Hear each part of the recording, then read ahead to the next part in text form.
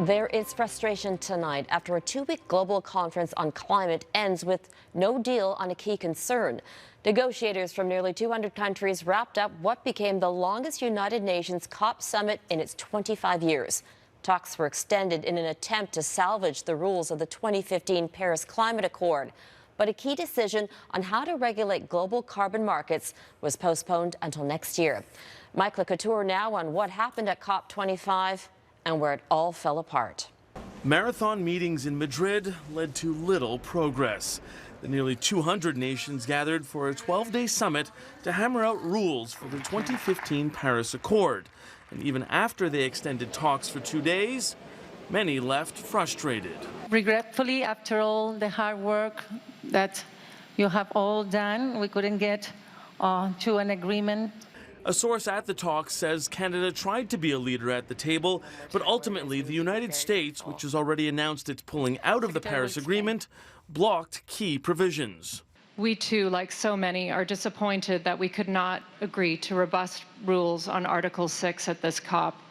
Some argue the success of the original Paris Agreement hinges on Article 6. It would create an international carbon market and allow countries to trade credits for reducing emissions. But activists say some of the world's largest emitters prevented that plan from moving forward. The way that this is set up allows for bad actors like the United States, like Brazil, like Australia, to really completely derail any kind of idea of everybody taking a step forward together. It's why Marshall says the COP format is broken, but Canada's Minister of Environment and Climate Change sees it differently. I agree that it can be frustrating at times, and certainly I agree with that sentiment that Dale is expressing, but I do think that the multilateral approach is the only approach that we can take. We need to continue to put pressure on folks. And there will be pressure on countries like Canada to commit to more ambitious emissions targets at the next COP in 2020. A Liberal campaign promise is to have net zero emissions by the year 2050.